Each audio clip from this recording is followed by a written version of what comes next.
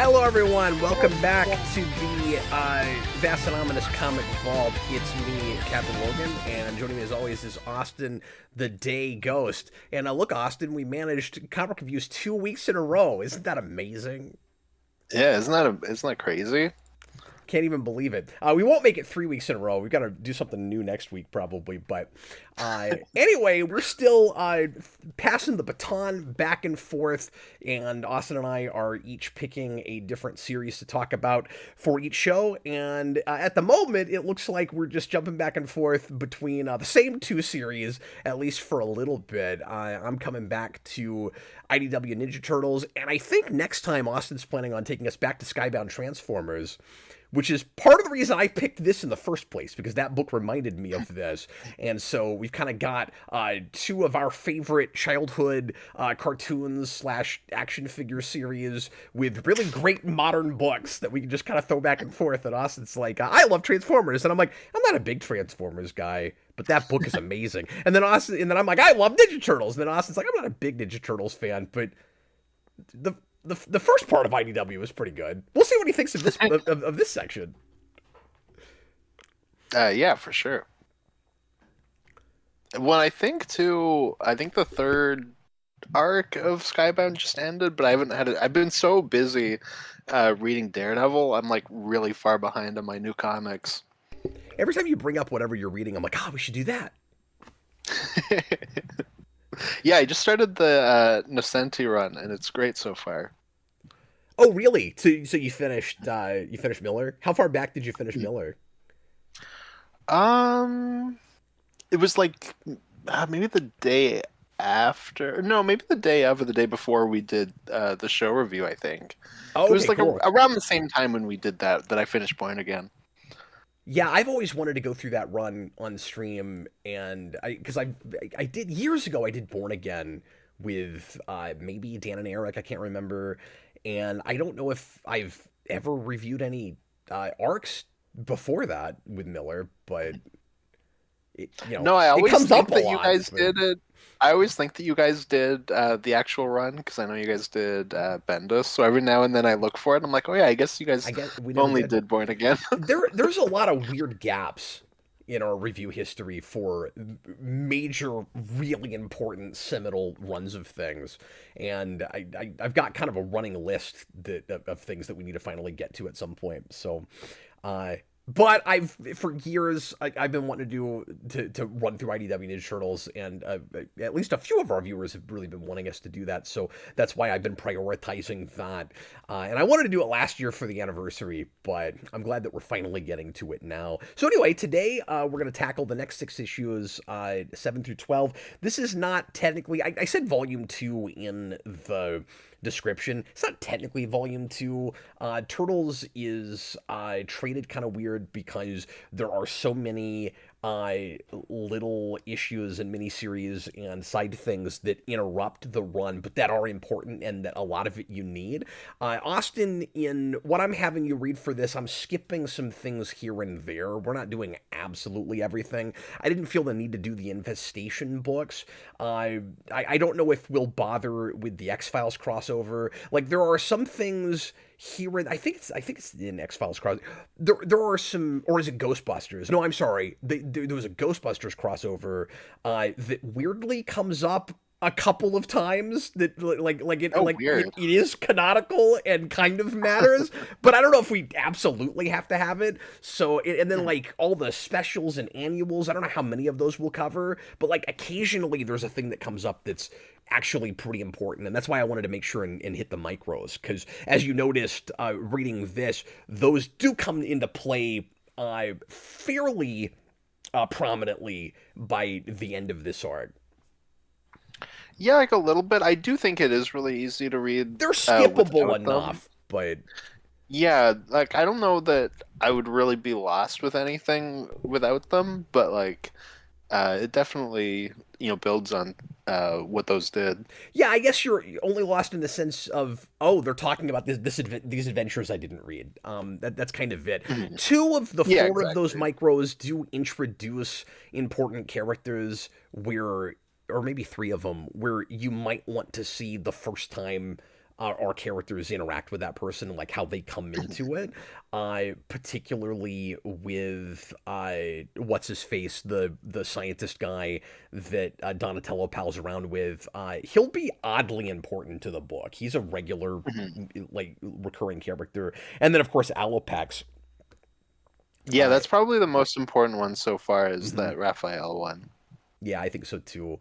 And the Leonardo one, and actually, I did not get around to looking at that one again for this. I did read the Splinter one, but the Leonardo one is kind of paralleling the original Leonardo Micro, where it's kind of just a big fight where he's, you know, meeting the Foot Clan for the first time, fighting a bunch of ninjas on roofs. But this takes it kind of one step beyond that, where he actually fights the Shredder without realizing it's the Shredder. But you kind of get all that reading this. You don't even really need to read that issue. It's kind of more just getting to experience that with him. And Hmm. Yeah, for sure. but anyway, this is kind of our first real introduction to Krang. He's been in the background, and we've mostly just heard him on a phone talking to Baxter Stockman. Now we finally see him in his robot suit, which is very different from the suit that he has in animated series or anywhere else. It's really, really military, which I like. I like the creepy red glowing eyes he's got on the top of it. I have one complaint, Austin, about how, and this is minor and silly, but this irritated me on this read because there was a thing I never noticed before, and I used to praise it for a thing that I can't praise it for now, which Is that is you get like one panel that shows the Krang stomach, and I'll then like it. If you didn't have that, it reads like Krang should be a big reveal, and obviously most people reading this will know who Krang is, but I like it reading like here's this just like really creepy tall military man who's got his mouth obscured for some reason, and you don't really know what he is, and like he comes from another planet, another dimension or something, but that's really all you know. And then eventually you can play it as a gigantic reveal. Oh, he's got this scary brain in his stomach, and that's who's actually doing all the talking. I don't love that we reveal that Mhm. before that big reveal, and I actually kind of wish that reveal happened even later than it does. Mhm. No, I think that's completely fair. Because it's very just like, oh, there he is, I guess. Yeah. And I can see why you would like it as well, because it's very like the green Doomsday suit, right? Oh, sure. Um, It is a little bit like the containment suit. Yeah. mhm. I almost called it a He containment suit. also Yeah. he also looks like the villain that would be in like a 2000s third person like sci-fi shooter, and I that's very specific, but like I feel like um, he No, just has that look. that's true. Yeah, it's not really like a Halo. What would that shooter be? And I guess like maybe he could be in a Halo, but like no, I don't even know. I feel like it's even something else. Maybe I don't know. Yeah, I think sometimes identity-wise, the book struggles a little bit with deciding if it's wanting to introduce a new audience to these characters in this world and this lore, or if it's just a reinvention where you're supposed to already be familiar with the stuff and we're just kind of shuffling the deck or getting the toys out of a different toy box. And I think for the most part, it does a good job of finding the balance between those two things. But I want it to be a thing, and for the most part it is, but I want it to be a thing that I can hand a person that knows nothing about Ninja Turtles whatsoever and go, no, it's credible, it's serious, there's actually a cool story here, the characters have dimension, you should read it. And then that extra layer works perfectly for anybody that is familiar with the characters. Like, you don't need to appease me, really. Like, I'm Mhm. already like if you're doing a cool reinvention, like I'm already gonna get that. Mhm. Yeah, I remember complaining last time that it felt like they were just, working a little too hard to like shove everything in for introductions, like right away in that first issue. and like I feel like we've kind of hit that point where it's like that was kind of all the setup we needed. Now we just have it and we're running with it. And because there's just so much, I do find that it kind of struggles with really hitting me with like the stakes of everything. Where when there's so many, just like, okay, here's this person and this person and this person, and we're constantly like backing, going back and forth with them. I'm kind of at the same time going like, okay, I wish you like kind of took one of them and fleshed it out a little bit more instead, and then moved on to the next one. I do like the whole, the villains are kind of fighting thing. Like I always like that. I don't know. I feel like we're kind of in the heat of it too soon. Yeah, and that's the same experience I had with it on a first read. It reads a lot better Hmm. on a second read, but you gotta hope that it keeps you through it. Obviously, the reason you don't have a clear sense of stakes yet, I don't think is really because it's throwing too much at you at once or that it needs to focus on one side of it more. I think it's because and this is retroactive. This is me knowing where it's going, Austin. But it's Hmm. because Waltz wants to make a big mystery out of what Krang and Shredder's ultimate plans are. And so you Hmm. can't really know the stakes until he decides to reveal that to you. And I don't know if he's communicating well enough that we're building a mystery. Yeah, and I mean, obviously, like I know that they're kind of keeping that vague, and I assume that's going somewhere. I guess what I mean more so is just like the book will go, okay, here's the Mousers. We'll throw them in for a scene, and like, look how scary and bad they are, and it's like this really hard thing for them to fight. And then we're just gonna kind of move off to go deal with the next villain. And I'm kind of like, no, I want to flesh that out more. Like, I want to actually deal with Stockman and get more interaction with that side of things before moving on to the Shredder side of it. I guess I understand what you're saying, although all Stockman is really about right now is appeasing Krang, who he's working with. Like Hmm. you've got their interaction behind the scenes Hmm. where Stockman's kind of sucking up to him and not really understanding for himself what the stakes are. Like he doesn't get the danger he's in. And I love that scene where he Yeah, finally kind of realizes that, but I'm not sure that you need any more than that. I think it's more so. I feel like the book's competing between three okay villains when I would rather them just make one really good villain. At least as of right now. I mean, obviously, it's got more room to build off of where it's going. Um, And I so like it's hard probably to say felt the moving same forward. way the first time I read it, to be honest with you. But again, I know where it's all Hmm. going. Uh, he's Yeah, for sure. he's doing a lot of world building. He's throwing a lot of balls in the air right now. The thing Hmm. that gets really fun about it to me is all of the politics of the three-pronged war.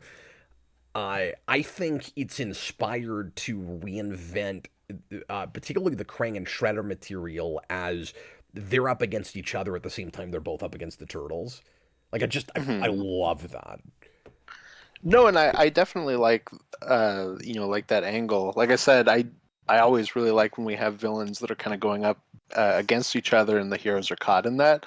I guess I just more so want them to peel the curtain back a little slower. Like, um, I don't know, especially with how we handle the Shredder. I didn't really need the full confrontation that we had, like when we had it. Especially because I do think it is a bit of a letdown. I think Waltz, and I knew you would say that because of the experience that we've had With watching the through O3 2000 together. show. Yeah, which we need to finish at least that first season. I was going to talk to you about that. We should try to get that knocked out, but um, Shredder does get beaten too easily by the end of this arc, and you get introduced to him later than you would expect to, particularly Hmm. with the history of he's killed off in the first issue of Mirage, and Waltz is aware of that and is kind of playing around with it, where he's like, we're not even gonna get uh his full design until like issue 9, Hmm. and he's not going to fight the turtles until like 12. Hmm. But it's it's frustrating, Austin, and I did not remember that he was beaten that easily. In the same way I didn't remember that with O3, I always think of both of these versions as pretty scary. And Shredder will do some scary stuff after this, but it almost feels like, in a weird way, his device to be the culmination of the character arc that the Turtles are going through with this, where he gets beaten because of teamwork. And I think it's really funny that the Shredder himself uses that word. Like that really, that was a little Saturday morning to me, or like, moral for the little kids, where it's like your master has taught you teamwork well, and then like Splinter can't beat him because he's exhausted and he's been kind of tortured, and he's not at the same level that the Shredder is right now because he's not at 100%. And then the Turtles come in and there's 4 of them, and so there's no way Shredder can take them all on. I kind of want a Shredder that can take on all 4 Ninja Turtles. Yeah, no, it feels weird because I'm constantly like, I wish the Shredder was cooler than he is. And I think it's just because my fandom really just comes down to that 90s film where it's like, I kind of want that feeling again. I don't know. But it is very Saturday morning cartoon where it's suddenly like, oh, well, your lesson is teamwork, and then they beat him up and then run away, and he's like, I'll get you next time. Yeah, no, I was a little disappointed with that too. But I didn't even remember exactly how this initial confrontation goes down. Like everything I'm remembering with the Shredder is kind of after this. So this is just kind of that initial introduction, but it maybe gets you off on the wrong foot with him a little bit. Where it's not a great first impression. Now, I think the design is wonderful. I think his. Oh no, he looks great. I think his dialogue's really good, except for teamwork. Sorry, what? I said, I mean, that's same with the 2000 show. Like, I do think he looks really cool. The 2000 show has the best Shredder design, besides the 90 movie, until you get to Batman vs. Ninja Turtles, which is the design that beats all designs for me. But that's just me, because you took the 87, you took the 87 costume and you made it kind of badass. And you can't do any better than that to me. With me, also, I much prefer a purple Shredder cape, but the red is cool in this. I'm not going to argue with the red; it is cool. When isn't he red in the 90 movie, or am I wrong about that? It's been too long since we did it for Rewind. It's red-ish. It's not like blood red like it is in this. I remember it being like almost like crimson. Yeah, it's a little toward more a purple hue in that. I think it's kind of nodding to the cartoon show a little bit with that, but it's not flat out purple. It is more reddish. We're just talking about superficial things now. It's Ninja Turtles. Cowabunga, dude. I always find this stuff just such a relaxing read. Like, it's just involved and thoughtful, and again has enough and has just enough character dimension where it's intellectually stimulating enough, but it's also Ninja Turtles. Like, it's also just a fun, nice, like, casual read. Yeah, I mean, I like that it's not too self-serious about it.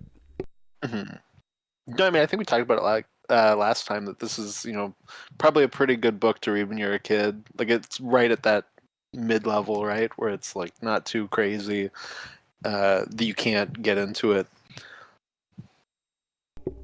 Yeah, I think so too. I mean, it's kind of light reading, but I think Waltz is also straddling that fence where he knows that a lot of adults that grew up with the 80s show are more of who is probably reading this. And so it's kind of the perfect book if you're like me and you're raising kids to introduce your kids to comics with. Like, not just Ninja Turtles, but I think this is a really good, like preteen introduction to comics. I think it's like perfect for that. Yeah, I can see that. I mean, it is kind of Ultimate Ninja Turtles. Yeah. Yeah, there's a lot of comparisons to make with Ultimate Spider-Man with it. Yeah, exactly. I do find like there's just things about it, and I had it last time where like I'm liking it, but at the same time I'm like I want to just like tweak things where I'm like, I feel like it's Like what? there's just things. I mean, one of them, like I said, is I'm not really digging the villains so far. I wish they were kind of handled a little bit better. I don't. I also feel like April and Casey's relationship is maybe moving a little too fast as well. Um, uh, Not in like a bad way or anything. Like they're fine, but I feel like we're maybe pushing them into a relationship a little too fast. That's fair. I think you needed. Yeah, the only thing I would change with that, because I think they have wonderful chemistry. I think both of them are They written definitely do. really earnestly. Mhm. I like that we've pushed against the friction that they have in the '90s movie. Like I like that there, Mhm. but this is just a different take on it. Kind of like with Raphael and Casey, where Mhm. they don't have that initial headbutting, and we've Mhm. kind of gotten rid of that with Raphael and Leonardo also, and given it to Donatello and Leonardo, which I think works really well in this book. And Mhm. I think down the road you will still have some, Raphael button heads with Leonardo and other turtles. But I like that the emphasis isn't on that because we've just been there and done that, and so he's trying some different dynamics out. But the thing I would have added that I think would help your complaint a lot, Austin, is Mhm. you needed a scene or two with them between uh, the Face It Tiger panel and when you see them at the start Mhm. of this, because Yeah, they've had some interaction that we didn't get to see that would, and maybe it's boring, I don't know, but that I would develop them as characters, or develop sorry, the dynamic of their relationship. And it kind of feels like when you see them again, like that is a real love struck, almost love at first sight kind of panel, but it's just the one panel. And then here it's like they're already dating practically hmm by the time no, we exactly. catch back up with them. So I'm going to agree with you on that. I would much prefer they're a little bit more timid together, and then this night of catastrophe just makes them bond. And I think And I he's think what kind it's of doing supposed to that, be, but they already feel like they're dating is the problem. like I said, it's not that things are bad. It's more so I'm like, okay, I see what you're doing. I just want to like tweak it a little bit, where it's like I feel like there's better ways to do some of the things you're getting at, because I do think that is what it's supposed to be. Um, it just doesn't fully play for me, Do you but feel like, like Waltz is a little bit impatient with the month to month model? Where like is he thinking too much about here's how much story I can get in a whole year, and he's just kind of wanting to rush to the end a little bit? And is he also maybe compensating a little bit for how slow the first couple issues feel, or at least felt to readers? I know you didn't have that as much, but that was kind of a complaint. yeah, yeah, I do feel like he is kind of struggling a little bit with the month to month, at least so far. Because like while I do think that there are things that are rushed, like at the same time, I do feel like it probably would be kind of wonky reading this month to month in that over what I think all 6 issues that we read, it really takes place over like what a day and a half, 2 days. So like there is also that element where like it's maybe I could maybe see why somebody would think it's not getting enough done, but I'm just reading it, all together. Yeah, I could and see that being a case it month to month. it reads like it's both meant to be read in trade and knows that Mhm. people are reading it month to month and kind of wishes that you'd wait for trade. Do you notice it does that? It does that kind of back from commercial thing at the start of a lot of issues. It Where does, did yeah. you notice that? It's not a straight up Yeah. recap, but you'll get to the end of an issue and somebody will have a big stinger like cliffhanger line, and then that line comes back at the beginning of the next issue, but it's slightly retooled where it's not exactly the moment you've experienced last issue. Well, the weirdest one is one issue ends with Splinter being kidnapped, and the turtles are like, "Okay, we gotta go." And then Casey and April walk in, and they're like, "Sorry, Casey, we can't talk now. We gotta go." And then they leave. And then the next issue is them just hanging out, and I was like, "Oh, this really is like a we came back from commercial and it's slightly retconned." And maybe he's being cheeky about that. Maybe he's thinking Saturday Maybe. morning and he's doing that on purpose. Hmm. Maybe I Because could see that. importantly, part of the novelty for this, and I just want to try to put us back in the time and place because you didn't read this when it came out, and you also didn't grow up real hard with Turtles. So Hmm. for those of us that were huge into the original cartoon show, especially, but regardless, just if you're a Turtles fan and you're experiencing the reimagining with this, a lot of the novelty as it was coming out, because this far in, now that like this series is done and they've already kind of soft rebooted and everything, Austin, you're already probably aware of a lot of 87 they've done with this. So like Metalhead's in it and Leatherhead and et cetera, et cetera. As this was coming out, you didn't know when and if certain characters and parts of the universe would show up, and the novelty of it was getting to see stuff again repackaged in a more serious, relatively serious and sophisticated story, of just stuff that was like action figures and in really silly cartoon stories when you were a kid, and stuff that, and I probably made this point last time, but stuff that like nobody would have been allowed to put all together before. So the start of this, the beginning of 7, is kind of a big deal to see General Trag and Granitor like in a serious Ninja Turtles comic. Like those were from the cartoon show, and the name drop of neutrinos, because that's not comic stuff. That's that cartoon show, and we're gonna get to them later. I'll just tell you that right now. When that was something I knew. I knew that they're like almost like terrorist, like freedom fighter type characters in this. That was Yeah. something I've heard before. Yeah, I didn't know if you were aware of that. But the start of this, Krang is having like this massive setback because of the neutrinos, and you don't see them yet. That arc's not great, by the way. But Oh no. yeah, I don't love the neutrinos in this, but it's hard to know what exactly to do with those characters. They're pretty much the same as they are on the cartoon show. Like there's hardly anything done with them differently, really. Dan Schneider, by the way, welcome if you're watching live right now. Good to see you guys. If Bendis did this, we definitely would have not gotten enough done. Yeah, Ultimate Spider-Man is definitely slower than this. I mean, if you look at the first 12 issues of that versus this, we probably get a lot more done in this. But the question is the pacing consistent, and are we throwing too much at us at once? Because having read this already, I don't feel like we are, but I'll admit that I did the first time I read it, especially looking at it month to month. So Yeah, no, and I have my issues with Ultimate Spider-Man, though I do like it. No, I do feel like that is a little bit more organic, at least at the start. While I do feel like this is a shotgun approach, which I mean, not that I'm saying it has to be exactly that, but it is just something I'm not sure about so far.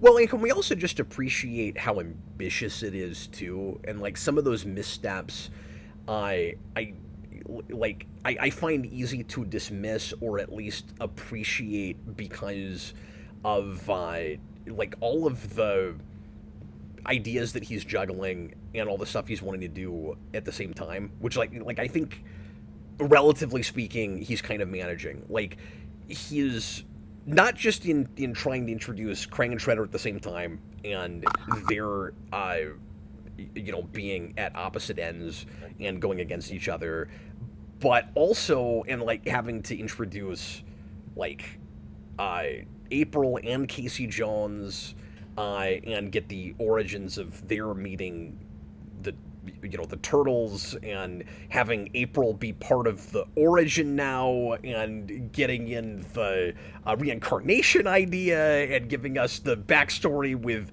Splinter and his wife. And I mean, like, it's a lot, but also he's introducing his own characters. Like, he's taking the toys in the toy box and he's adding to the toy box. There's a lot of new world building with this. Mm-hmm. Yeah, for sure. No, I mean, it is very much its own series at the same time. And I'm impressed with how his new characters fit and don't feel like forced into this world and are memorable enough. Some of them more than others. I said this last time. I really despised Old Hob originally. Knowing where all of that goes, I respect the character and the choice of his existence. I still don't really like him that much. At least he's like barely here in this arc. Well, and it looks like he's dead. Mm-hmm. I think, spoiler alert, he's not. But I think it's hilarious when you get to the end of this and Baxter Stockman right in front of Krang just gradually shoots him, and Krang's response is, "That was interesting." When I said last time, I was like, "Is that guy dead?" And then you're like, "No, he comes back. He dies later though, and then comes back again." Yeah, there's a lot of that with Old Hob. It's almost a running gag. He's got 9 lives. He's a cat. I know we're half an hour in and we've kind of just been talking all over this, but you want to give us just like the briefest of synopsis just to get us from like where we were last time to where we're at by the end of this? So the Mausers, led by Old Hob, they attack the Ninja Turtles base, and Old Hob kidnaps Splinter. So the Turtles, Casey and April, go to find Splinter, but he's been taken by the Foot. And then they find him with the Shredder, and then they rescue him through teamwork by the end. That is true. Now that was the briefest of synopsis.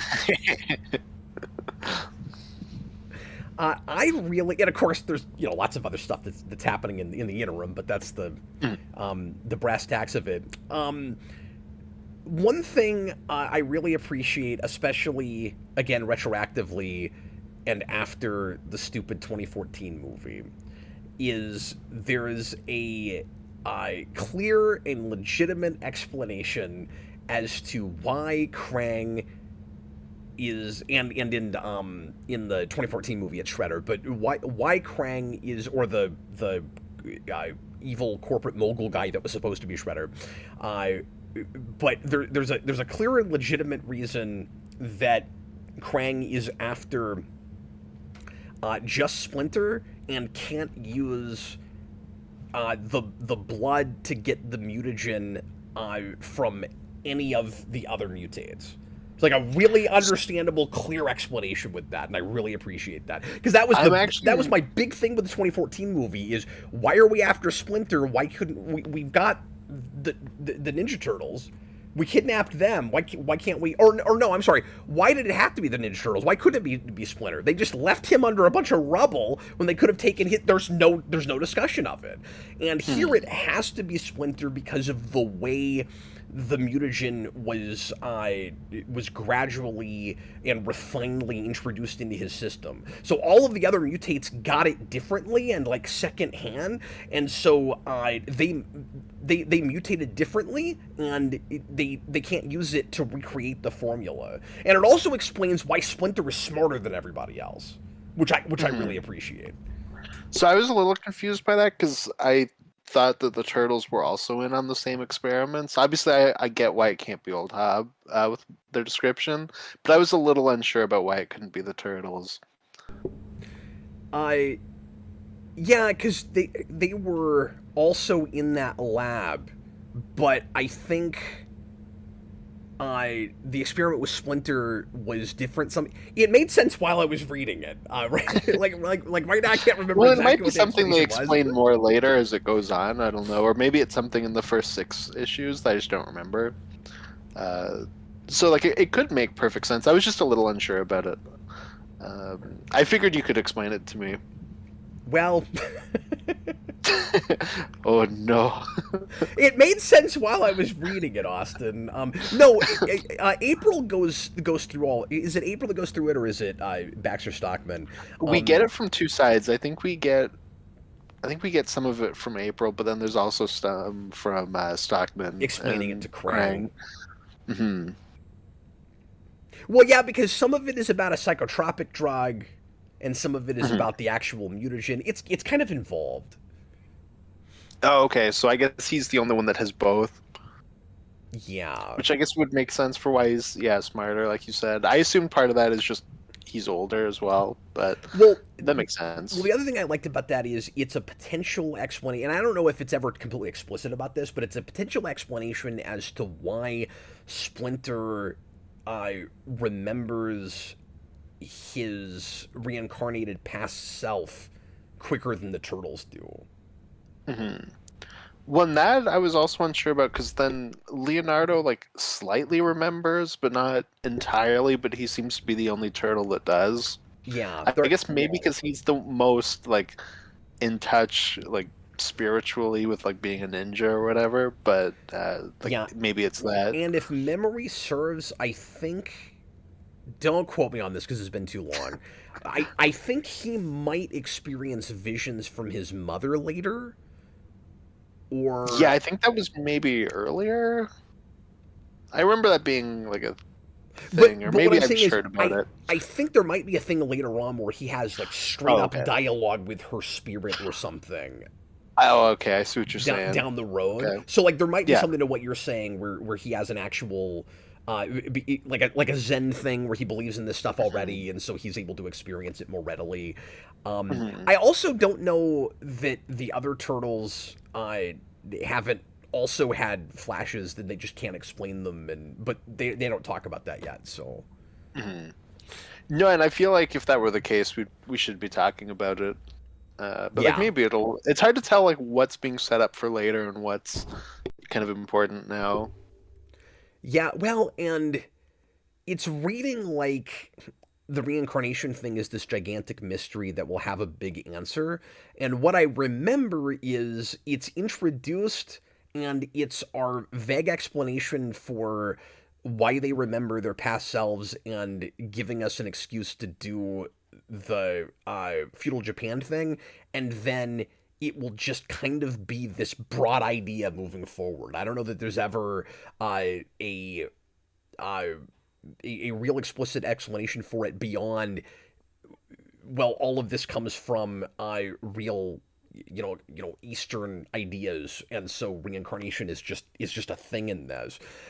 Mhm. But I think there's at least a partial explanation when you get to Kitsune and the pantheon and all the more cosmic stuff when we get down the road. It's just been too Mhm. long. No, for sure. And I mean, it's still not really won me over on the reincarnation thing. I mean, I appreciate it, as a big swing for this incarnation. But I also, I at like the what you same did there. time, This is in and of itself a reincarnation. exactly, exactly.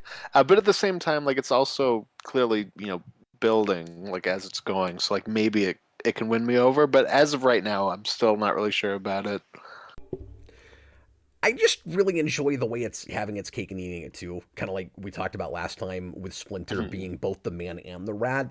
I like that Splinter is and isn't Hamato Yoshi, right? Like, and I think Waltz makes that pretty clear here. That there's some identity discussion about how he is kind of his own person, but with the soul and some of the memories of this other man. So like, it's literally a second life, Mhm. and there's almost this like what's the word I'm looking for?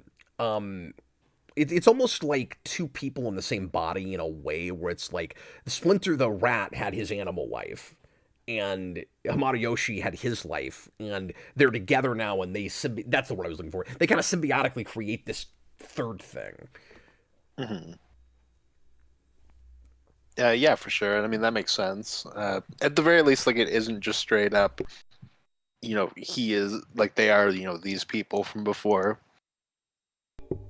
I also had forgotten about Splinter's backstory with because I in the middle of all of this is Splinter's micro series. So Leonardo's was printed during this period, and so was Splinter's. And I read that for this, and I'd forgotten that he's got this backstory about how he kind of could have gone more in the direction of Orokusaki, where he was real impulsive and quick to anger, and that was softened for him in uh, both his master kind of sending him out into the wilderness and like making him, kind of find himself, and then what he finds is his would-be wife, and she kind of helps him to find a more middle of the road approach and to find wisdom. And I really like the idea that well, first of all, I like that it's not just I was married to this like attractive, wonderful woman and she died and now I'm angry. Like I there's more development for that character than you had ever had before, and like in why Yoshi cared about her so much. But I also, and I just thought that this is really tender and heartfelt. I also really like the idea that the turtles. Or the boys first, and then reincarnated into the turtles. That they each represent an aspect of their mother, and that you can see that in the interaction that we've already seen with the turtles. I just thought it was a really good backstory for him, and it also explains some of the moral ambiguity that we'll get for that character down the road. Like I like that he wasn't perfect all along, and then now things just get hard, and he's generically pushed to the edge sometimes. Like I like that he starts from a darker place, and he's kind of like potentially a bully, and he has to learn to be a more of a leader, and to temper his anger, and all of that. It's also interestingly the exact same backstory that Boom gave Jason in the Power Rangers comics. How weird.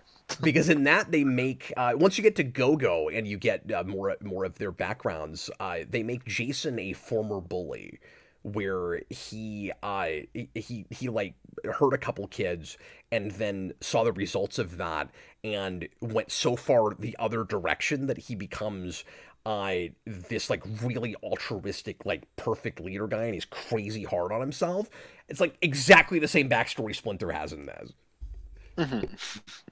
No, I thought it was going to be just the Snake Eyes Storm Shadow dynamic from G.I. Joe, and then that's not the way it went. So I appreciated that.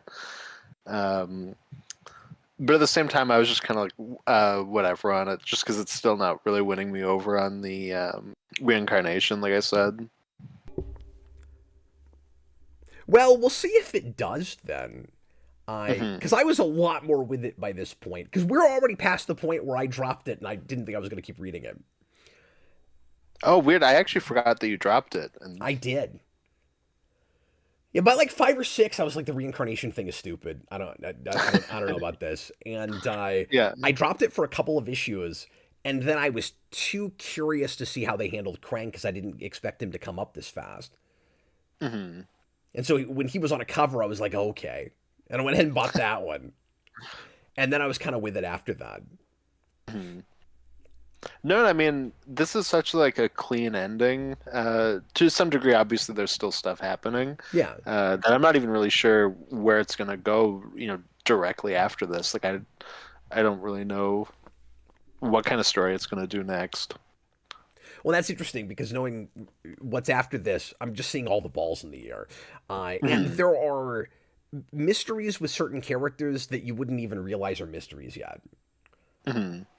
No, for sure, and like obviously I know kind of what's going on with the different villains and whatnot. I just mean, it kind of leaves it in a place where like the heroes are like, haha, like we did it. Like we could kind of go either way, where we go more into the Foot stuff next, or more into the Krang stuff, more into like Stockman. And I think like there's just kind of like a few directions it could go like immediately next. I think it kind of just continues to treat them both as equally important subplots. Mm-hmm. Yeah, where they're both going to keep doing their own thing at the same time. Because you've got setbacks for both of them, but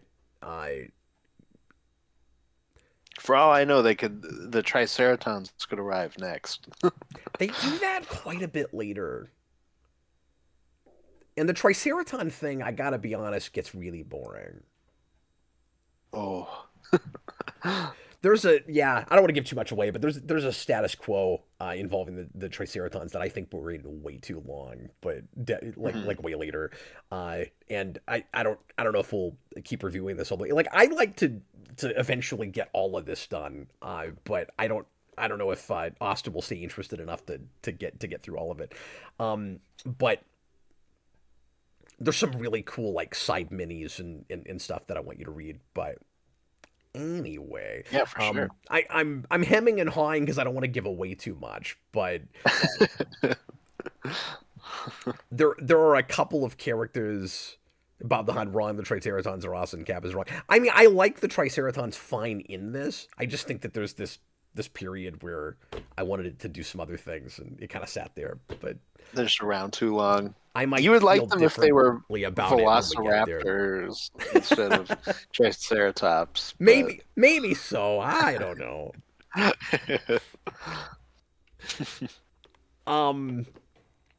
So did you feel like we got past the Mouser stuff too fast? Because yeah, I kind of want to usually do live more in with that for that. very long. I mean, Mhm. like that's usually No, but a couple 3 issues. I don't know. No, but I also expected it to be more than just they attack the sewer and then they're not seen again. I figured there would be something with them when they go to the lab, like Sure. kind of just like anything else. Well, there is that gigantic one. Yeah, but then they also beat that like really easy too. It's pretty fast. Like it's really there for like 2 pages. No, I'm with you. I think some of the action in this doesn't last long enough, but what you have,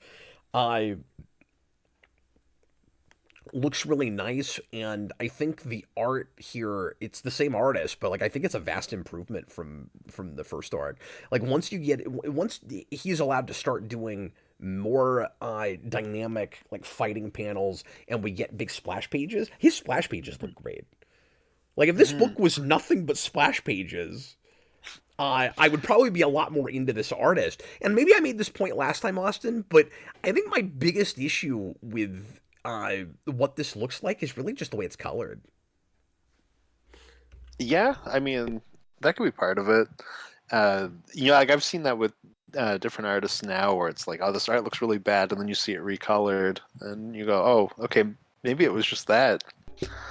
There was a thing like that recently with Romita Jr. coming back to Spider-Man on Zeb Wells, where just like the coloring was really unflattering. And I normally really like Romita Jr., so like I found it kind of weird that I wasn't digging his art.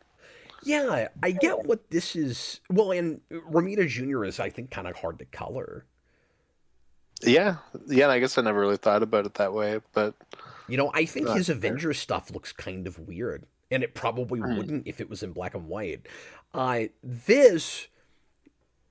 So I think what they're going for is a somewhat muted color palette to give you a sense of grittiness and the juxtaposition of the fun, goofy world of Ninja Turtles with the like more realistic darkness of the streets.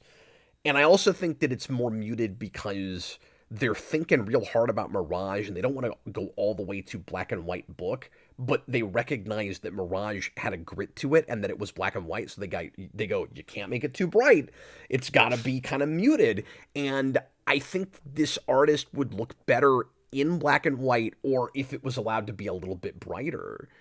No, that's fair. I mean, it's got like too digital look, I guess. I think we said that last time. I do agree with you, though. I do think it looks better here than it did in the first 6. And then I looked, for just like a second, I just flipped through issue 13, and I saw that they changed artists. So I don't know if that's like a fill-in issue for an artist, or if that is just a different artist moving forward.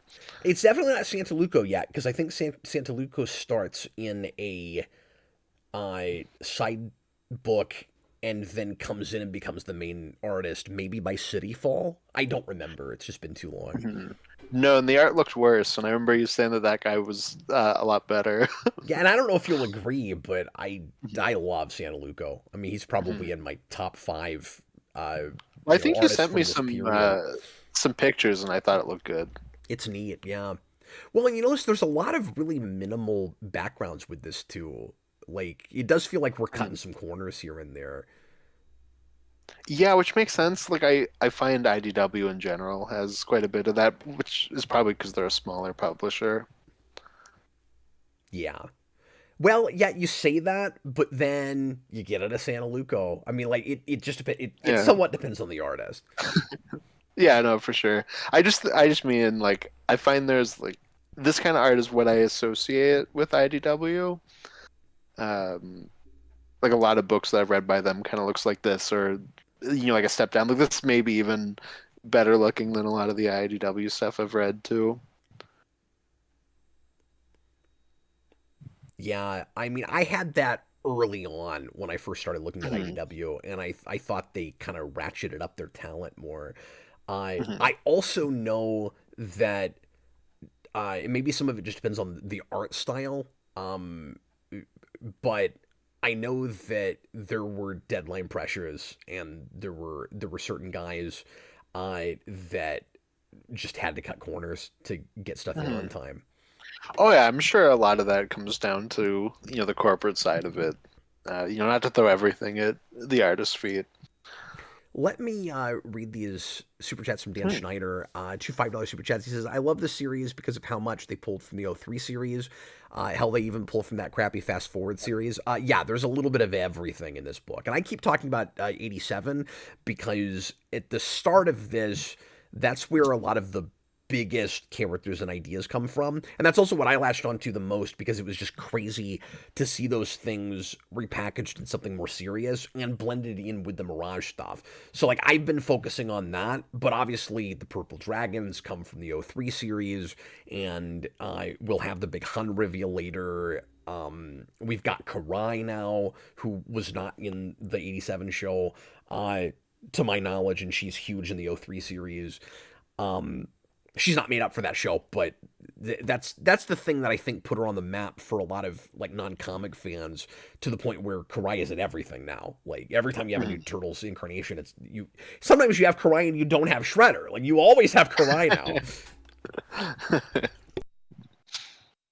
Yeah, absolutely. She's in everything. He says, I'm also convinced he's pulling from from unmade TMNT projects. For sure, he pulls from the '07 CGI TMNT film. He is definitely a fan. Well, yes, that's true. And also, speaking of that, I think the turtle designs early on here, like the '07 movie, look a little anorexic. Yeah.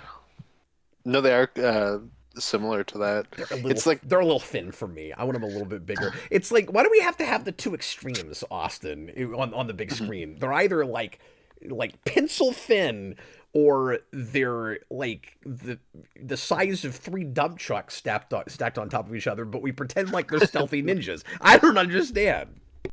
well, now that we can CGI them, I don't know why I said it so weird. Uh, I don't want them to be huge like in 2014. I want them to be like 4 feet tall like they were in '87. No, the '90 movie continues to just be the standard by which every Turtles design should be measured in Absolutely. size, in like facial construction, everything. Mhm. Oh, he's just I perfect. like those shells better than any other shells. Like I want you to make a video that's just ranking all of the turtle shells. just the shells. Just the shells, not their designs. Just because you specifically went, it's got the best It's shells. I got the want to best hear. shells. I want to hear the ranking of all the shells, the shell tier list, if you will. Bob the Hun, you just you can't pigeonhole me in the things I've said in the past. Okay, it's like years ago. I remember what I said in that commentary.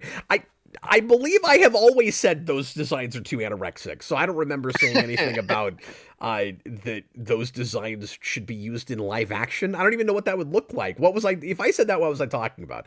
He's talking about a commentary me and Eric did. Maybe Eric said that. We're not the same person, so I don't know. Nicholas Bodo Shredder looks awesome in this comic. He does. I like he does look really cool. Design a lot. Bob the Hunt, $5 super chat. Thanks for the support, guys. Is this like in Ultimate Ninja Turtles? He wasn't here when we made that point, but we were actually describing it that way. Or would you compare it to something else besides Ultimate Marvel? I mean, really any, reimagining kind of thing where you take, from lots of different incarnations and you start back from scratch. And there's a lot of different things that have done that. But I think in comics, Ultimate is kind of the obvious comparison. Like, does anything else come to mind because I keep thinking of like prequel reimaginings, but this isn't like a Bates Motel or something. Like it's not prequel matter. Yeah, nothing's coming to mind offhand. Like, obviously, I feel like we've done this a few times with different franchises in animation, and even with this one, because you could maybe even say that about like what I've heard of the 2012 show. Yeah. So like I feel like in animation we tend to do that quite a bit. That's right. Well, 2012 is this made for a younger audience. Mm-hmm. And it reinvents, again, a bunch of 87 stuff to the point where the strategy that Playmates used was, let's go back and recreate the 87 line with these aesthetics. And they made the blimp and everything. Mm-hmm. It was crazy. Robert says that now we need the Nothingverse TMNT. What would you want the Nothingverse TMNT to be? Well, I mean, taking it to its furthest conclusion, they would have to be 4 teenage kids that found out about mutates and wanted to turn themselves into mutates, and they either couldn't find mutagen or they tried to take it and it just didn't work, so they just dress up like Ninja Turtles. I'm gonna say there's no Splinter. They don't live in the sewer. They don't eat pizza. See, I don't even think they're allowed to be turtles. That's how far I want to go with it. That's what I was gonna say. They're frogs now. They're frogs now, and when they hit people, their like fist gets bigger at the last hit, and then they ride around on little car things like they jump, and it's just Battletoads. Oh, they're just Battletoads. I'm glad you explained that. Yeah. I was like, he's not reacting enough. I don't think he realizes that. I wasn't. I'm sorry. I wasn't there. Sorry. The reason that threw me is because Ninja Turtles also has in the 87 show the mutated frogs, and for a second I thought that's where you were going with that. Mm-hmm. Well, I do know that one of the turtles ate a tadpole, which could have been their ancestor in TMNT 3. Now, Chewbacca's lover, to be fair, he's laughing at me because I'm throwing shade at Absolute DC. Now, I haven't read any of that stuff yet, and I've heard good things about some of it. It's just the initial pitch sounds absurd, and like, well, we have to do this because we've never done it before. Like, so much with modern comics, and it just sounds like they didn't seem very self-aware of the way they pitched it. So it was like, it's Superman, but without any of the things that make him Superman. And it's Wonder Woman, but she doesn't have any of the stuff that makes her Wonder Woman. And I'm like, these pitches are goofy. Like, they all sound exactly the same, and like, they're not aware of how obviously the same they are. It's the Nothingverse. But people are saying good things about them, so I don't know. No, I was like, okay, people are starting to wear me down. Like, maybe I'll try it. And then I saw a panel of Batman stabbing, I'll just say somebody, because I won't spoil it, stabbing somebody with his bat ears, which I knew that they were knives, but they like flip down and he stabs them. And I was like, yeah, just everything I see about this looks dumb. Like, I don't know, it's hard for me to get excited to read it, but I'll probably check them out at some point. I keep thinking about picking the first arc for Batman for this show, but I keep wanting to do Ninja Turtles, and then you keep making me want to pick like early Daredevil and stuff. So I don't know. We I got might like a bunch of classic stuff to do we might after my do it at next some point. Skybound I really pick. So wish we had the time to do this more often because there's so much stuff I want to talk about. no, I got a huge list. So What we're I'll really probably do saying something more is classic if next. if more people like show up and watch the comic videos, it will be easier to front load them. But That and if things stop coming out. oh yeah, There's that's so many true new too. things coming out. Well, look, you might get your wish at some point because it kind of feels like the industry's on fire. So Maybe, but like like right now, I don't know. There's just so much. yeah, at the moment. There's Uh, like 16 movies in the theater right now I want to see, and I'm so and behind. again, there's a lot of great. It sounds like anyway, because I'm not really keeping up, but it sounds like there's a lot of really good stuff happening at the not big two companies, and Big Two has some good things here and there also. But it Mhm. doesn't sound like stuff's selling great. Like there've been a lot of complaints that the industry's shrinking, and Mhm. Yep. It's Chewbacca's the end of the Lover world as we know it. says it is absurd, but that's what's great about it. It's so weird, but also is a compelling story. And I like, I want to, how do I want to put this? Um,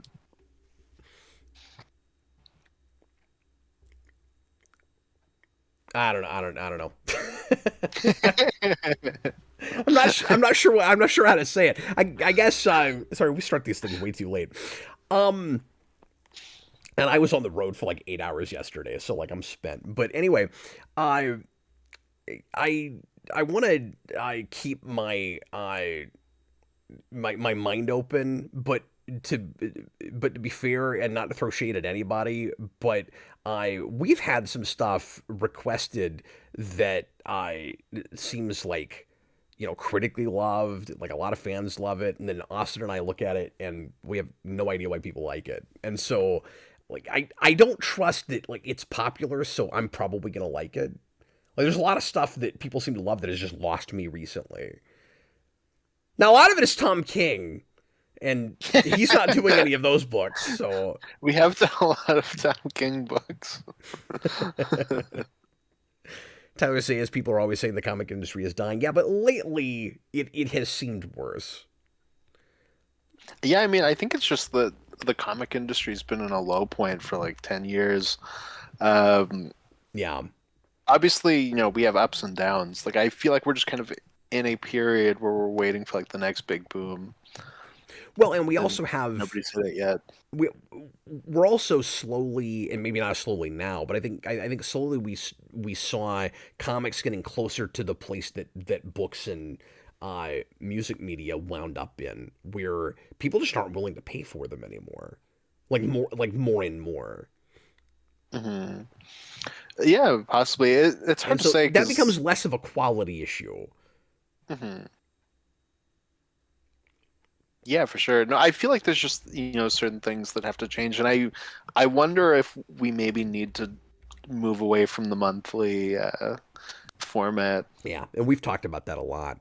But like even hmm when you do that, there's the question of if people don't feel the need to, if not enough people feel the need to physically own comics, will will they just pirate them, or like will they just find a way to not have to pay for them? Because hmm that's what they do with music, that's what they do with books. Like people don't pay for Yeah. media like they used to, and the subscription model has kind of ruined us in caring about ownership. And hmm so I like yeah, there are streaming models now for comics, which is wonderful. But A, how many people are using them? And B, would that save it? Like, you're paying like $10 a month for maybe three different services for different companies, and then like how many of us would have to pay for that before the people writing and drawing these things actually get paid? Like it doesn't really add up, I don't think. Well, I think the biggest issue is just there's like a generation of kids now that they didn't work hard enough to get into comics because you Yep, have I think bingo. manga's replaced it for a lot of those kids too, which is why we've seen, That's true. especially in bookstores, that the manga section kind of take over the comic section entirely. Well, and maybe it's format, just how small those Mhm. books are. You and I have talked about that, but like it seems like that is an exception that a lot of kids make, and young adults, where they'll buy those things physically, Mhm. and maybe they don't read them digitally as much. Anyway, we've gotten way away from Yeah, Ninja well, Turtles. yeah. We turned into a GNN. Again, we don't talk about What comics is your enough. rant, sir? How did you feel about? I'll just throw like, a couple more topics out about this. We'll make sure that we've covered this well enough. How did you feel Mhm. about uh, the argument, the kind of ideological debate with Donatello and Leonardo here, where we kind of put up front the question of how much is Waltz gonna make Ninja Turtles about cosmic stuff versus more grounded stuff. Like I kind Mhm. of like having two mouthpieces for the kind of bipolar nature of Ninja Turtles in always being about those two things.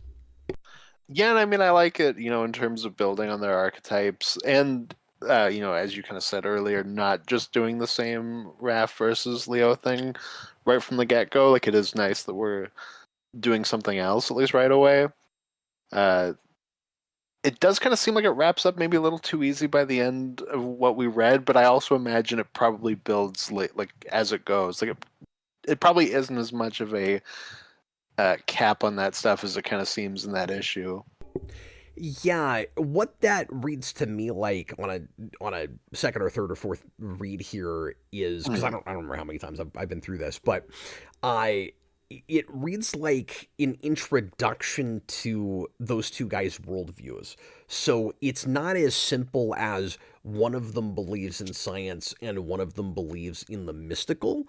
It's more about their overall worldviews and attitudes, and that will serve each of them in the future and will get them in trouble in the future. And so, it's as much about the like utilitarian with Donatello versus the like kind of people pleaser with Leonardo as it is like faith versus science. And so it feels like it kind of creating a foundation, like a baseline for that.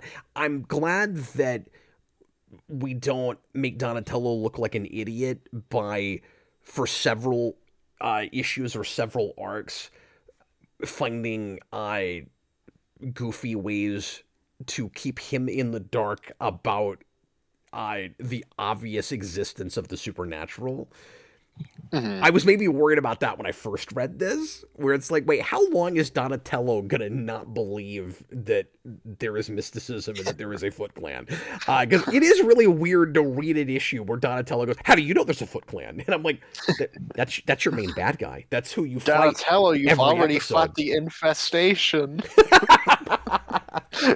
I like when he goes, I need proof, and only 70. He basically comes out and says only 75% of the micro series have anything to do with mysticism. That's really funny. But I really Yeah. appreciate that by the end of this, he goes, "Oh yeah, okay, you're right. There is a Foot Clan. Never mind." Now, to be fair, just because there's a Foot Clan doesn't, I guess, necessarily mean like prove the reincarnation thing or anything mystical. So he could still be questioning all of that. But I like that they both kind of compromise and see each other's perspectives by the end of it. So without reading more of this, I can see why that looks like it wraps up too easily. It really doesn't, I don't think. No, and I'm not saying it does. I'm just saying like it does feel like if this were like the end of a run, like it does feel like a cap on what we were doing with them. But like I said, I also imagine that it's gonna build out more so. I just thought it was interesting that it kind of plays both ways and that it leaves it open enough, like you said, that there's more for them to discuss, but also there is like some sort of arc that they reach. Well, and Leonardo and Donatello, as we go, will each kind of, I think, serve as an extreme of uh, Splinter's personality. So you have the like would be uncompromising Splinter that always does the right thing and basically has uh, the kind of Power Rangers mantra of never escalate a fight, and then you have the Donatello side, which is like always be willing to compromise and I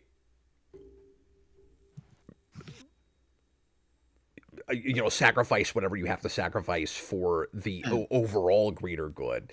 And I think they each kind of represent that for Splinter, and then Splinter will get really morally ambiguous, which is the reason that I think we're not getting a ton of that yet, but I think the seeds are being planted, and that's why I really like that he has actual rat eyes that have no pupils.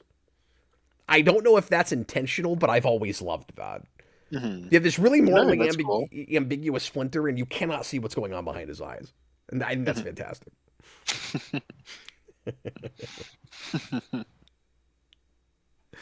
Chewbacca's Lover, $10 super chat. To be fair, they said comics would go out of business in the 70s. One comic pro even told a fan at a con not to go into comics because in a few years there wouldn't be any comics anymore. And you had the crash in the 90s, and I get all of that.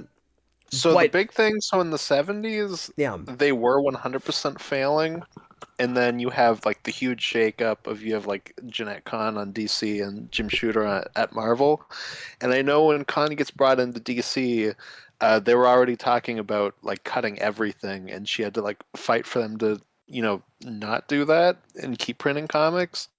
And then, like you said, in the 90s, things get really bad, and they pick up again in the 2000s. The big thing is we need like another big shakeup. Like we're in that period where everything is kind of struggling, and we need people to come in and like really shake everybody out of apathy. Like we've had in those periods where they were struggling. I agree with that, and I don't mean to sound like a gigantic pessimist, being the having argued for comics as a medium my entire career, of course. Like I've always been an apologist for comics, but the difference between what's going on now and I'll try to make this point as quick as I can so we can finish up Ninja Turtles. But the difference is I see it in the problems you have in the industry now versus back then is the issue wasn't people don't want to pay for print anymore. Like even if we have that shakeup and people get really curious and interested in a particular story, a particular character, whatever it is, I'm not completely convinced that it solves all the problems that you have with the change we've had in format, in media, all of that. People don't want to buy music anymore. People don't want to buy books anymore. Like just because the stuff is great and people are interested in it doesn't mean that there's money in it anymore. I'm just not sure. It's a giant question mark to me right now. There clearly is some, and I think the industry will limp along in some way. But the other big thing that you didn't have back then was giant company overlords that own all of this stuff. So there is nothing stopping Disney or Warner Brothers from going, there's not enough money in comics anymore, and just completely shutting down the big two. Like there's nothing stopping that from happening.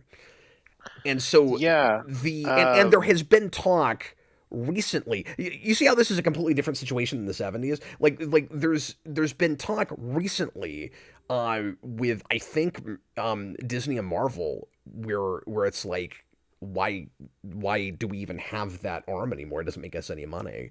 Where they've just been kind of using it, and to the detriment of stories, as just a kind of advertising campaign for movies, which I'll never understand.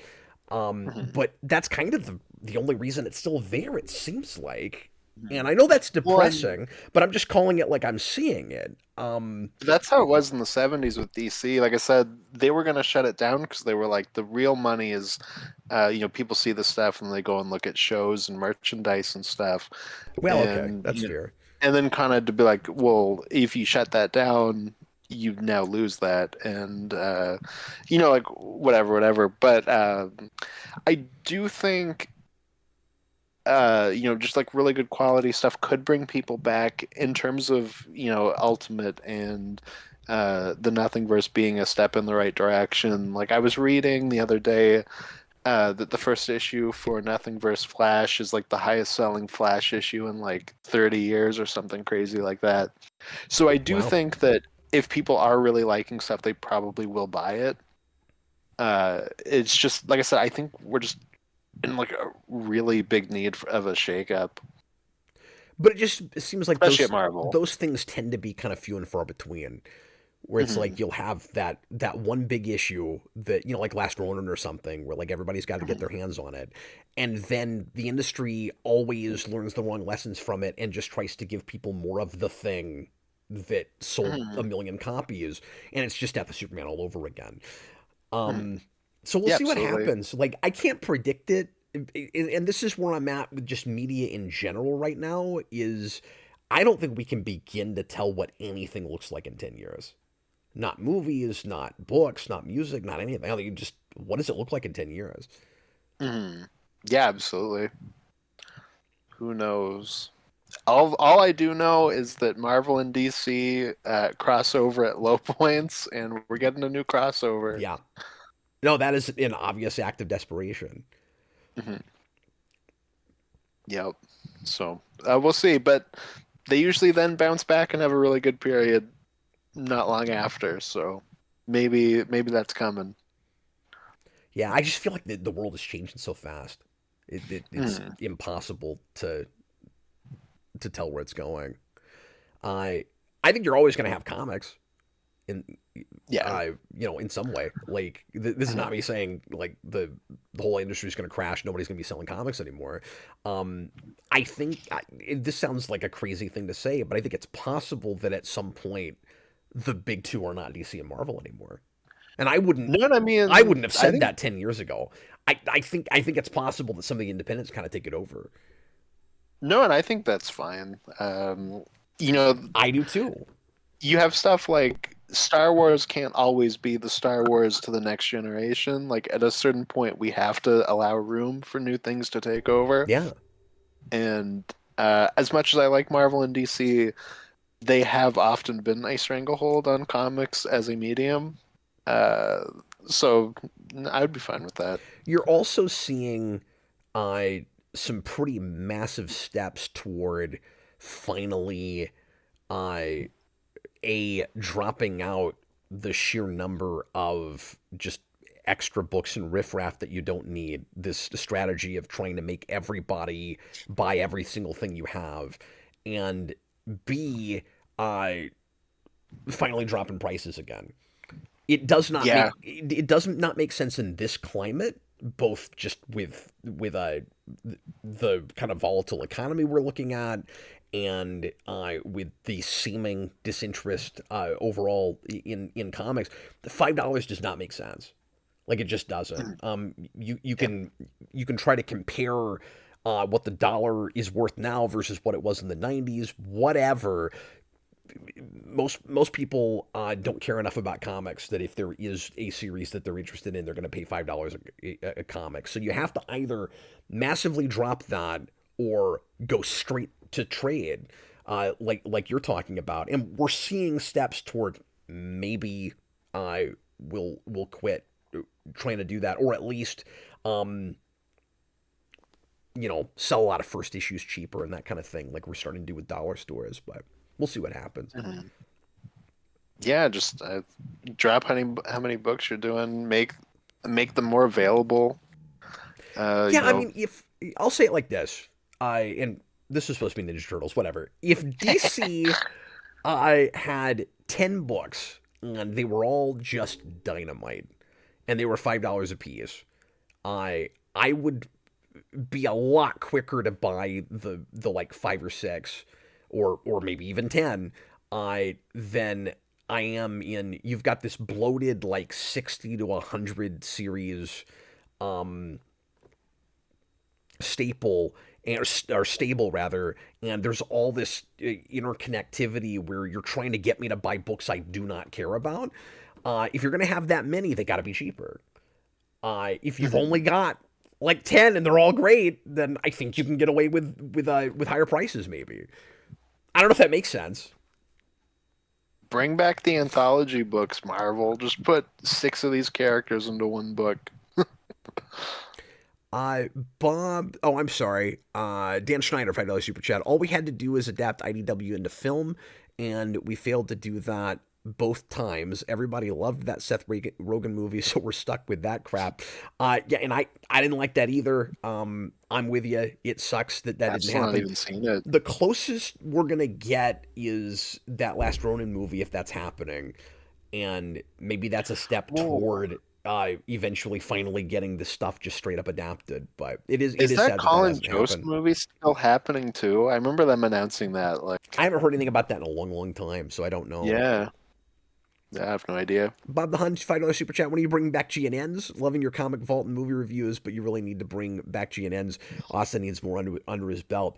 Yeah, it's just been hard to prioritize them. I like every now and again we'll think of a topic where like it'd be really cool to do a GNN, and then we've been doing these real long like top 50 or top 100 series for superhero things. And that's not the same thing, but that's probably where those would go because they tend to be things that we shoot just after a review or something, and so I'm not sure right now where we'd sneak it in, but yeah, it would be nice to do more of them.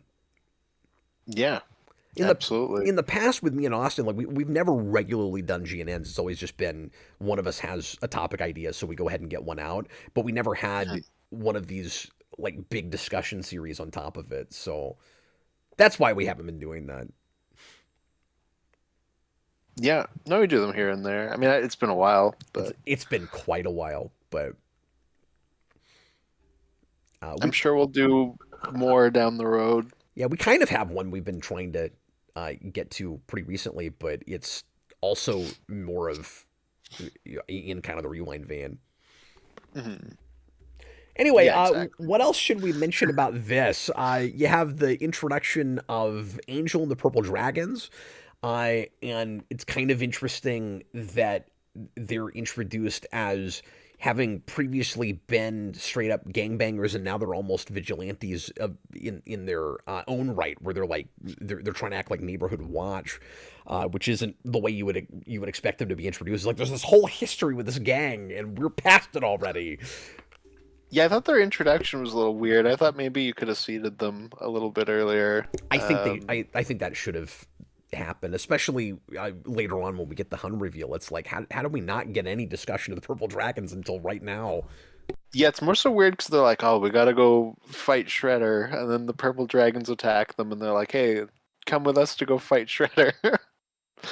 And then they go and they do that. I mean, I guess that's he kind of writes himself in a corner, right? Because it's like, okay, how do they find out where Shredder, where Splinter's been taken? The Purple Dragons attack them, I guess, and they know. Well, and do you feel like this world?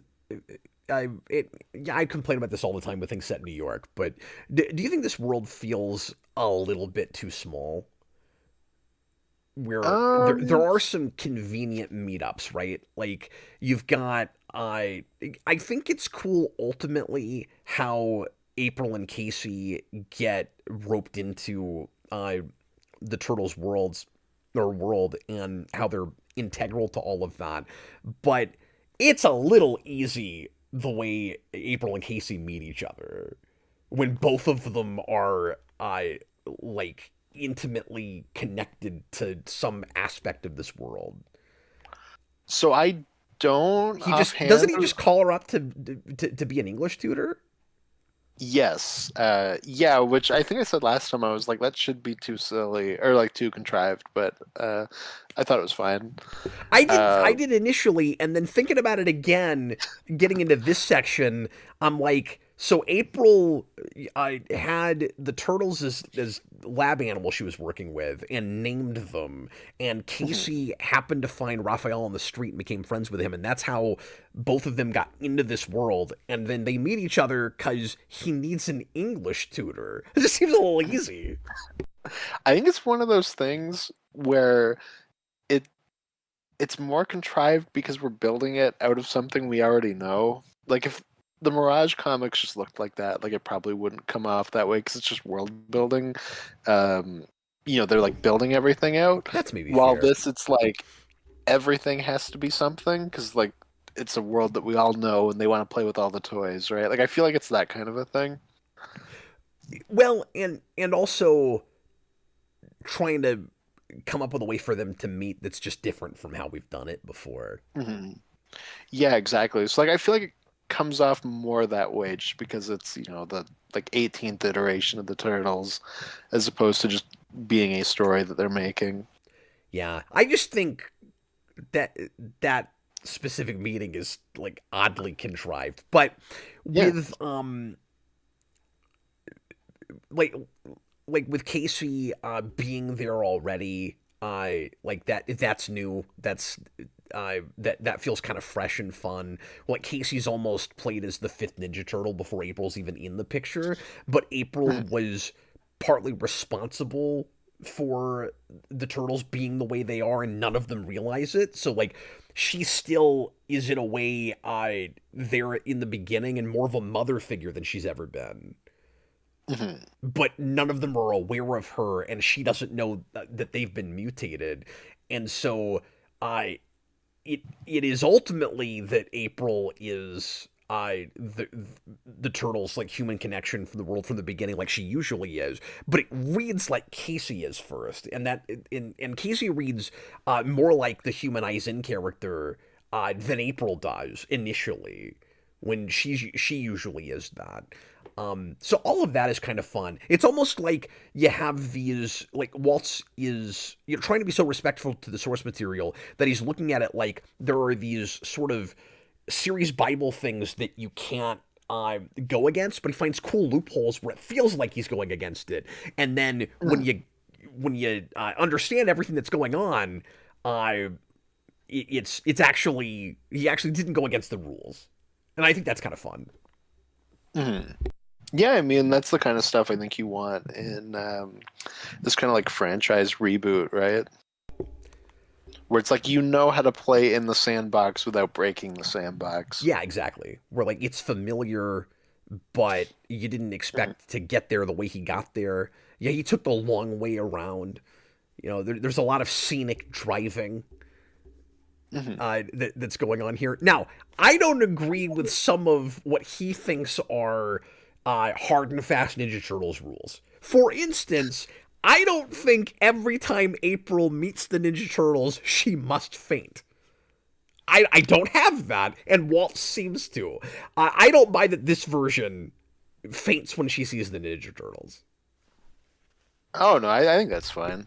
I to be honest, I forgot that's even a thing that constantly Oh, happens. we do it every time. We do it. I mean, not these days because it's I probably think thought of as like massively sexist or something. But like in the '90 movie, we did it. In '87, we mm, do it. Like it feels like a traditional thing, and it's a fun callback. But I don't. I mean, like she worked in a lab. She knows about the mutagen. Like I don't think she but would she's never actually seen be. any of this No, stuff. she hasn't seen it, but she wouldn't be I think it as works because she's okay. very I don't know if preppy's the right word, but like that kind of like she had like a good home life and like is now She's like kind of sheltered. probably yeah, She's real and naive. like she worked in a lab, sure, but like she saw like four turtles and a rat that were regular turtles and a rat. And seeing ninjas like shocked her enough to have to get like training. No, I Yeah, don't know. I can buy I was that. gonna make that, but no. To your point, she was so traumatized by ninjas that she like almost has to leave a light on when she goes to sleep, right? Like, Yeah. No, I'm still more so okay, that's fair. confused at why Casey was so casual about seeing a giant turtle break into his house. Yeah, I wasn't sure that totally added up. Where he's like, if memory serves, he basically said, "My life sucks because of what's going on with my dad, so this is not that surprising to me." And I'm like, I don't really see the correlation there, but Like, obviously had a hard life. It's just funny that, a giant turtle kicks down his door, beats his dad up, and he's like, "Come on, man, let's go hang out." I guess I'll concede that April is sheltered enough that she would have a reaction to that. I don't know about the fainting. I just think that's a little far, but Mhm. Yeah, I don't know. I mean, that would be scary, especially because they're surrounded by like destroyed metal creatures, that's true too. and they're all brandishing weapons. I do love her recap speech when she breaks down like all the insane things that's happened, and then when Donatello brings up reincarnation, she's like, "I can't go that far. Like, just stop. Like, this is as much as I can This tolerate is right much now." I can take, and then she faints again. No, she doesn't. Dan Schneider, $5 super chat. I think Angel comes from the O3 show. I don't think she originates from somewhere else. Am I right about this, or am I forgetting something? I don't remember. I mean, obviously the Purple Dragons are from that. You know what? Now that you So I'd say that, imagine so. Yeah, isn't Angel that littler girl that's in first season where she's like 9 or 10? I don't remember. Maybe. Maybe that's who that's supposed to be, and that she's aged up for this. Mhm. If so, I about guarantee you she's made up for that. That, or she just comes in like another season. Unless it's something that Laird uh, did in a comic somewhere that I don't know about, and he adapted it in the O3 show. But uh, I thought all of that was made up for that show. But I think maybe that's who that character's supposed to be. We can Mhm. look it up, but I'm not going to right in this moment. Chewbacca's Lover, $5 super chat. One issue I have with every version of Splinter except the Bay version is that aside from the tail, he always looks more like a dog than a rat to me. I don't have When that the in. base Splinter is genuinely frightening, uh, Yes. but yeah, that is like probably a hard thing to have. Like even here, like he looks like a dog. Plushie DX, that little girl was a very different character. Yeah, different, but I think she's the same character. I think that's her name, and she's just imagined for this. Chewbacca's Lover says Angel is a 12-year-old in the first season of the O3 show. I thought that's who that was. Oh, okay, there we go. Just they're really start playing with everything. Yeah. And some stuff, unless you just know everything, unless you're that massive of an obsessive Ninja Turtles fan, you're not going to know when he's pulling from something else and when he makes it up. Because if everything came from somewhere, you'd just go, oh, I'll just go look that up. But there's a good percentage of stuff that is out of his brain. Like I said, Alopex is a completely new character, and there's a lot of them that are made up for this. Yeah, for sure. And I was actually playing this tonight with Freddie after we read this. Freddie's been reading these along with me, by the way. He and I Oh, cool. both get tablets out and read this digitally, and I keep wanting to let him come in and tag along and throw out some points, Austin. But we keep having to It's start so at like late. 10 o'clock. It's too late. Yeah. Uh, and we had a late night last night getting back from a trip, so he really couldn't do it Mhm. tonight. But Yeah. anyway, we were playing the Ninja Turtles version of Munchkin, which is really neat because Munchkin is supposed to be a comedic game, and it's got a lot of like funny character names and ideas and stuff. But the Turtles version kind of just plays like if it was his own Ninja Turtles card game. And the only thing that's funny about it, I guess, is when you get your weapons and armor and things, and you put them in front of you, you could be a Leonardo like wearing and holding stuff from a bunch of other characters. So like you look really silly when you get all of it on, and like that's kind of funny. But other than that, it just plays like a Turtles card game, and it was made in conjunction with IDW Games, which is defunct now, but they based it surprisingly entirely on IDW. So it's all art from the series, and it's got all these made up Waltz characters in it. And if you ever get your hands on that, just people watching the video, get that because it's really fun, and it's one of the better versions of Munchkin. And I've played a lot of Munchkin. I probably own like 12 different variations of Munchkin. And a lot of them mix, and so it's kind of fun to stack them on top of each other. Ninja Turtles mixes really well with X-Men, by the way. So get those two games and blend them, because they're fun. I just want to put it... Get all the mutants together. I meant to bring the box over so that I could show it on camera, but I forgot about it. But I want to put in a plug for that, because that game's great. And it was fun to play it right after reading that, because it kept all that in my head. Because I was reading about Alopex, and then I was getting my ass kicked by Alopex. And An old hob. Nah, I killed him pretty easily. That was all right. Oh, you were pretty happy. You're like, old hob's dead. Frickin' old hob. Anyway, we've talked about this for far too... Well, we haven't talked about this for too long. We've talked for too long. Sorry about the all-over-the-place nature of this tonight, folks. And apologies, I'm a little bit out of it. We didn't do a show on Friday, so that's what happens. Exactly. We get a little loony sometimes. Anything else you wanted to bring up about this, Austin? No, not offhand. No, I thought this was pretty good. Yeah, I can tell you're not on like cloud 9 about it or anything. I feel like you're in the same place you were by this point with the 03 series. You're like, oh, this is what this is. Okay, it's fine. Yeah, and I mean, obviously, like, I'm not like a giant Turtles guy, so I probably don't appreciate it as much as like you do, obviously. But like, I don't know. I think it's pretty good. Like I said, I think there's just things in it so far where I'm like, I feel like if you tweaked it a little bit, I would probably like it a little bit more. But I'm interested to see where it goes moving forward. Yeah, like, we were talking earlier about, like, is this more for people that have never looked at Turtles to, like, make them appreciate it as a more serious property? And, like, obviously the majority of people that are going to look at this are already interested in Turtles. Like, maybe that's a silly, argument to have. But it's a big deal if you grew up with 87. And the further in you get, like, when you get a really, like, bumbling but scary Bebop and Rocksteady, that's a big deal if you grew up with that stuff.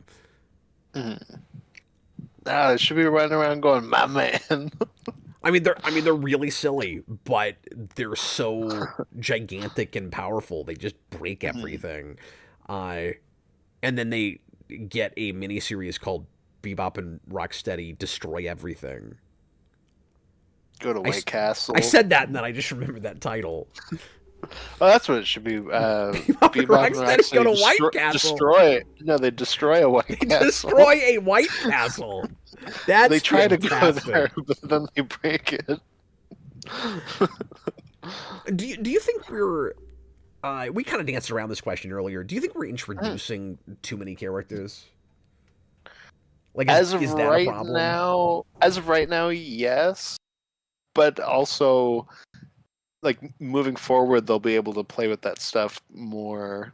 I guess so it could also, get better as it goes along. But just in terms of introducing things, I'm going to say yes so far.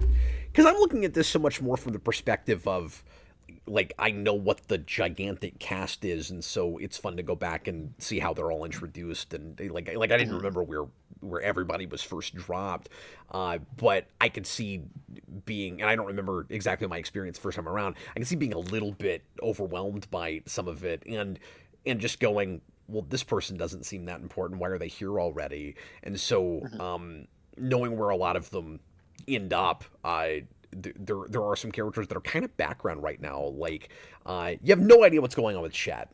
Uh, Mhm. that character's going to be a big deal. Is Mhm. all Yeah, I'll and I say figured about that was that. gonna build to more. Um, no, part of me like it kind of feels like I don't know if the series is gonna go super long, and there's so many things I want to do, so I want to make sure that I kind of front load it. It does really kind of watch like that. Like, am I going to get renewed?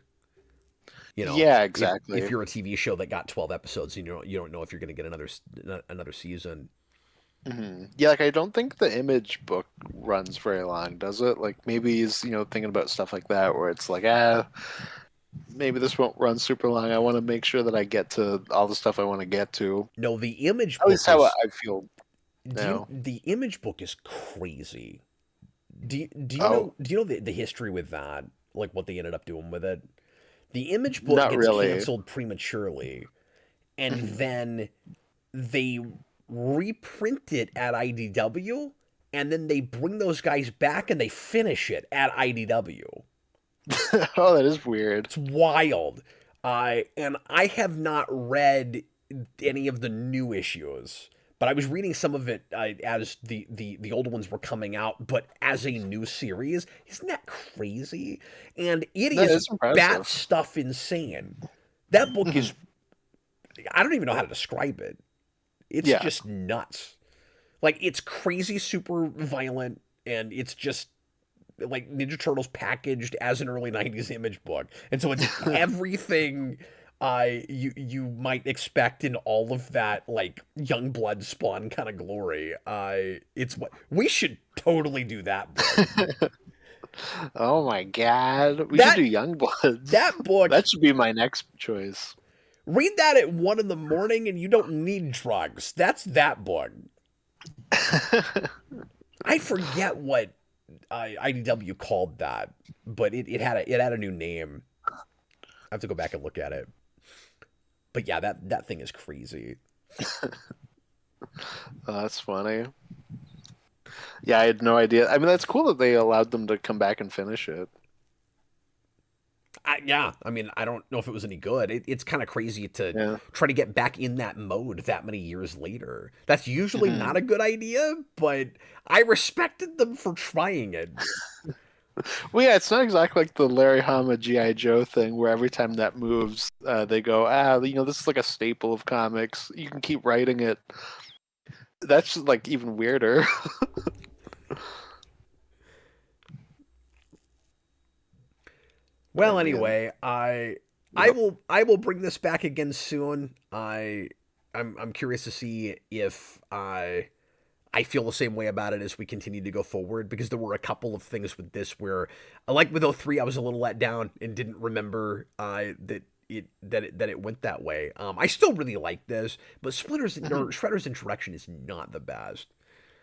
I do Mhm. like the mystery surrounding how he's even there, and just the shock Splinter has with it actually being a Rokusaki, and the audience wondering, okay, is he reincarnated? But like he knows that who he is and that he goes back that far, and I there's When he talks about dying at one point, where he's like, "When I died and then oh came back." that's right, yeah. Mm. And that's I probably told you this, like that I'll bring up again, but like that's uh connected to the ooze, and Mhm. I think I I think you can connect the dots a little bit with some of the stuff we're doing with the ooze, that that might have something to do with his resurrection, but I don't know, because like we don't really know what Shredder and the Foot Clan is doing. Like we know a lot more about Krang right now. So maybe there Mhm. aren't enough dots to connect. Because I almost said like, well, Shredder's after Ooze, but I guess he's not. I guess it's just Krang right now. Mhm. Well, I mean, he does want the ooze, Does that come and then up? he's got yeah, because that's like the whole thing with like him kidnapping Splinter and stuff, and Krang's like, "Oh, my competitor wants this too." Oh, I forgot he said that. That's true. Yeah, I thought it was And just he kind of does have a mutagen henchwoman. that. You know what? No, that's true.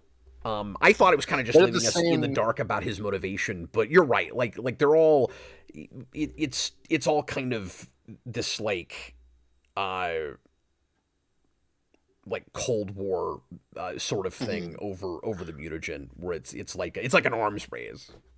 But then at the same time, you go, okay, like the ooze is probably like pretty recent, and Shredder's been alive for hundreds of years. So maybe like you can't fully connect the dots yet, but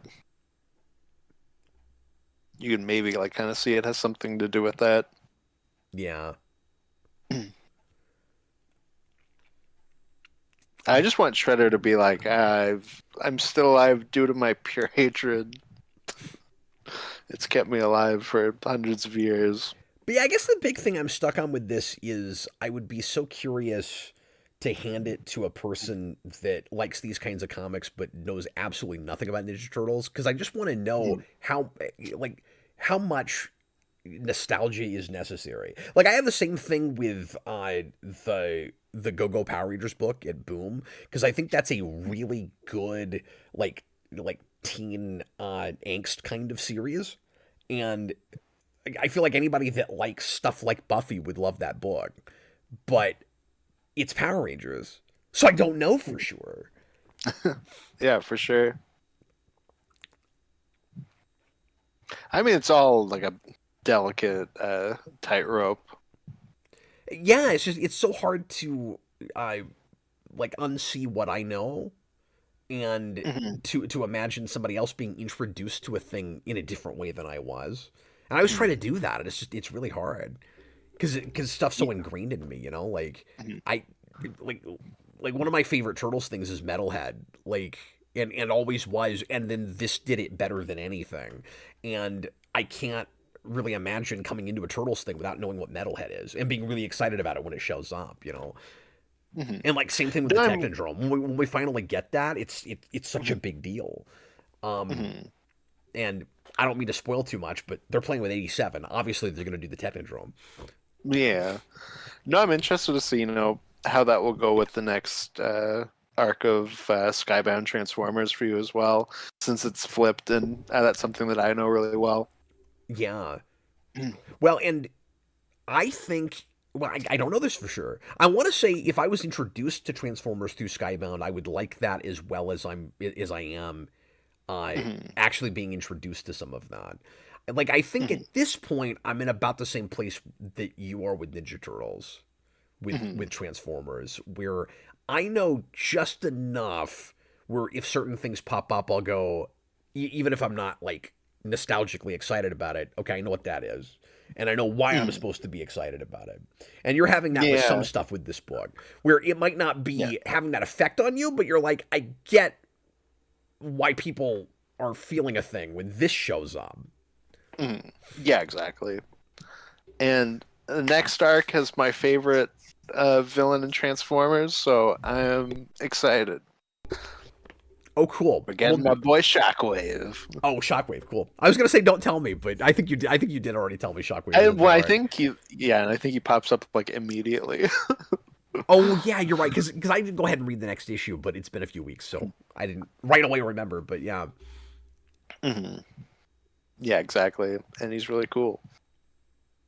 Well, anyway, thanks for popping in and watching us spin our wheels about Ninja Turtles and the possible fall of the comic industry as we Of the know it. Western world. I I don't mean, know. comics. I don't know why those were the subjects for our stream this evening, but there it was. And maybe Yep. next time we'll just talk about Ninja Turtles. I don't know. You have to get back at me. We can talk a ton about the history of comics and the Transformers review. It's not really my fault. It came up a lot in the comments. Yeah, exactly. Chewbacca's Lover, glad to have weekly comic vaults back. Yeah, thanks. We'll make them as weekly as possible. They're like Possibly, hopefully. sort of, yeah. Mondays have been the place where new things have had to go, and we're gonna have a lot of that coming up. So I just can't promise that we'll find another place to fit these. And Austin's on so many other shows with me. I can't take up his whole week. So we can't do it, Yeah, you gotta Austin. do what you gotta do. Well, anyway, thanks a lot for watching, everybody, and we'll see you again real soon for more stuff here on Geekvolution. Austin, any final thoughts? Moments like this, I feel like Elvis in the Blue Hawaii movie. Oh my god, he just always goes back to that. If Ninja Turtles comes up, Austin has to bring that up. You and I will have to do a commentary on Ninja Turtles 3 at some point. Well, obviously we're doing the Rewind commentary project, so we will, but Yeah, we'll have to do 2 and 3 at some point. let's do As those as well as various other movies that they've made. Let's do them the same night. That'll be good. Oh, there you go. It's a good double feature. All right, thanks for being here, folks. We'll see you again real soon. I was Captain Logan. This was Austin the Day Ghost. Yeah, see you, folks.